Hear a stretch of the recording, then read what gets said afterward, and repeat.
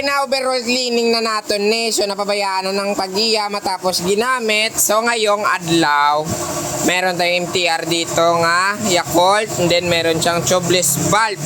So dito niya binili sa amin to. So kailangan natin mga guys, bubuksan ulit yung bike niya at ililimpyuhan. So palanta namin mamaya sa inyo ang iyang mga unod-unod. At siyempre, pakita naman sa inyo kung paano tagilimpyuhan. Kag! Paano sa pagwapupon.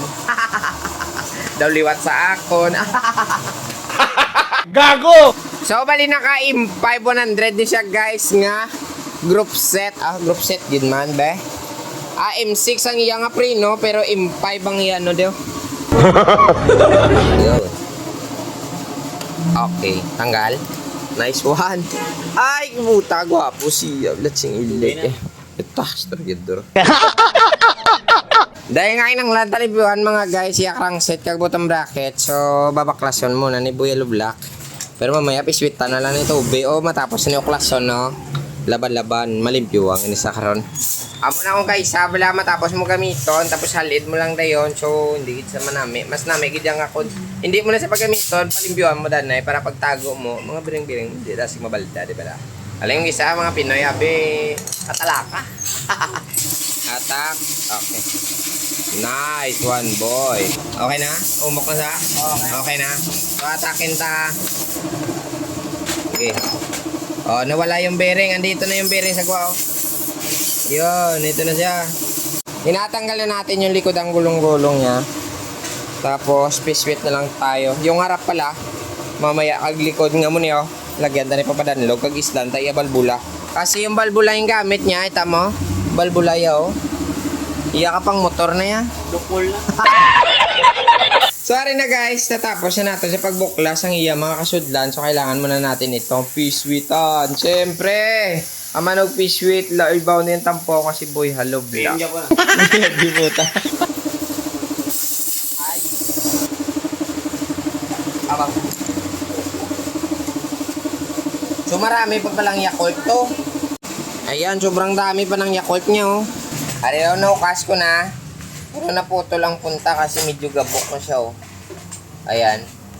So ito na yung ipapalit natin sa straighter type. Ayan.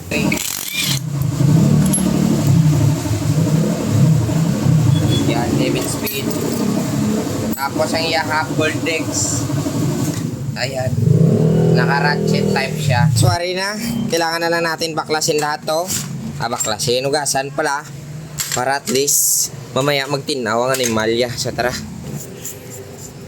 Uy, stock pass pa niya. Matakangoy, pangaboy ko na lang nimo. Eto na po, nagawa na natin ang mahusay. Ba, nalibiwangin man ang mga animalya. O, damo ba? Oh? So ito pala yung crankset niya. Kags kadina yan din. Ayun yung wheelset niya kanina na sobrang higko pa. Pero napalitan na natin na balbula. Ayun na. So kailangan na lang natin ito lagyan ng papadanlog and then ibabalik na natin para magmukhang pogi naman sa pananaw nila. Bago tagal itakpan, ito muna yung pampadanlog.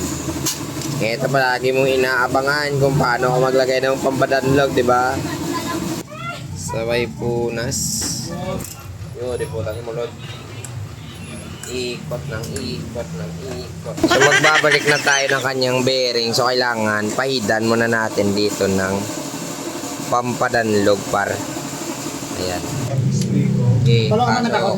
No. Ipa. Okay, dasok mo par. Para marunong ka naman magduso, di ba? Nun. Ayaw mo ni Kaliambal mo scratch ka sa? Ama mo lang na ya. So guys, saragali si Idol. Ang tagiya sa bike nga Dibel. Boss, may nga pon. Para magbalance, bike kita na. Sabi ko ganit, pick-book. Oh, di mong liway ganun gamit sa tapuaw na eh. Oo, na yung murida ko. Di, private na lang. Wow. Nawigin ako malanta mo, para at least mabalaan. Mabla ko may diferensya pa. Uduwain naman oh. Ha? Goods na? Diba, lakad paulan nilang buwas sa timing.